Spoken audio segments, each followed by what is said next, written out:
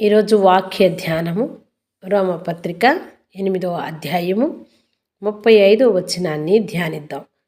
క్రీస్తు ప్రేమ నుండి మనల్ని ఎడబాపువాడు ఎవడు? శ్రమైనను, బాధైనను, హింసైనను, కరువైనను, వస్త్రహీనతైనను, ఉపద్రవమైనను, ఖడ్గమైనను మనల్ని ఎడబాపునా? ఆమేన్. క్రీస్తు ప్రేమ నుండి మనల్ని ఎడబాపగలిగే శక్తి దేనికి లేదని పౌలు భక్తుడు వివరిస్తూ ఉన్నాడు. ప్రభువైన యేసు క్రీస్తు వారి యొక్క ప్రేమ నుండి ఏది దూరపరచలేదు అని ఇంత క్షుణ్ణంగా చెప్తూ ఉన్నాడంటే వాక్యాన్ని ధ్యానించినప్పుడు మనకు మాత్రమే తెలుస్తుంది. పరిశుద్ధుడు, నీతిమంతుడు మనకి తోడై ఉన్నాడు కాబట్టి మనకి శ్రమ వచ్చినా, బాధ వచ్చినా, వేదన వచ్చినా మనము వాటిని చూడక దేవుని వైపే చూసేవారిగా ఉన్నాం. అలాంటి శ్రమలో, బాధలో, ఇబ్బందిలో కూడా ప్రభువా నీవే మా దిక్కు అని ప్రార్థించే మనసు క్రీస్తుని వెంబడించే బిడలది. క్రీస్తు యొక్క ప్రేమను మనము తెలుసుకున్నాం కాబట్టి ఆ బాధలో, శ్రమలో, వేదనలో మనకి ఓదార్పు దొరుకుద్ది, నమ్మకము, విశ్వాసం దొరుకుతూ ఉన్నాయి. క్రీస్తు పట్ల మనకున్న ప్రేమను ఎవ్వరూ తొలగించలేరు అని భక్తుడు ఇక్కడ గట్టిగా వివరిస్తూ ఉన్నాడు. పరిశుద్ధుడు, నీతిమంతుడు నిత్యము మనకి సదాకాలము తోడుంటాడు. శాశ్వతమైన ఆయన ప్రేమను మనపైన చూపిస్తాడు కాబట్టి శ్రమలో, బాధలో, వస్త్రహీనతలో, ఉపద్రవములో మనము ప్రభువైన యేసుక్రీస్తు వారిని అంటిపెట్టుకుని జీవిస్తాం.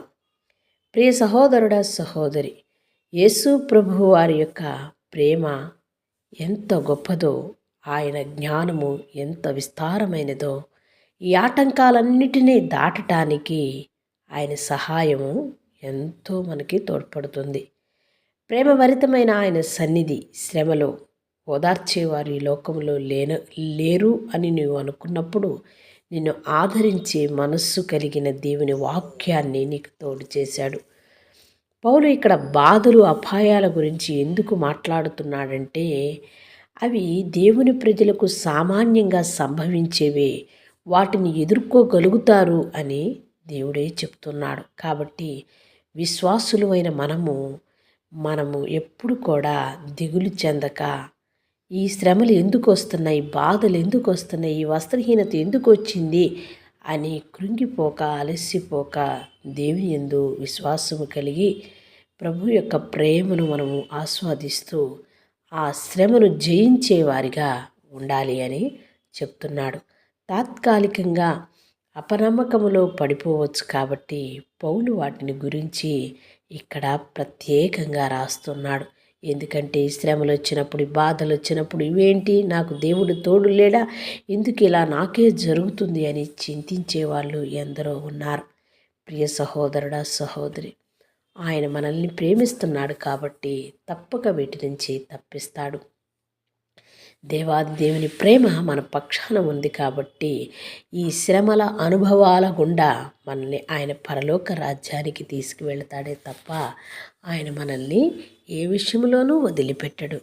నేను ఈ శ్రమలను, ఈ బాధలను, ఈ హింసలను, ఈ కరువులను, ఈ వస్త్రహీనతలను చూచి భయపడక దేవుని యందు భయభక్తులు కలిగి ఆయన మన పక్షాన ఉన్నాడు కాబట్టి ఇట్టి శ్రమల గుండా మనల్ని తప్పక బయటకు తీస్తాడని నమ్మి విశ్వసించి ప్రార్థించాలి. చిన్న ప్రార్థన చేసుకుందాం.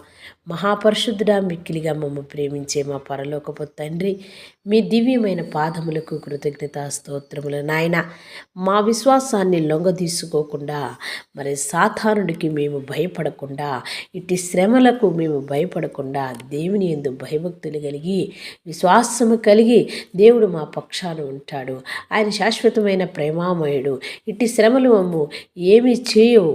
ఇట్టి శ్రమల నుంచి మమ్మల్ని ఆయన గొప్ప స్థానానికి తీసుకువెళతాడని నమ్మి విశ్వసించి ప్రార్థించే బిడలుగా మమ్మందరినీ మార్చమని మా ప్రభువును రక్షకుడైన యేసుక్రీస్తు నామమున ప్రార్థిస్తున్నాం తండ్రి. ఆమేన్.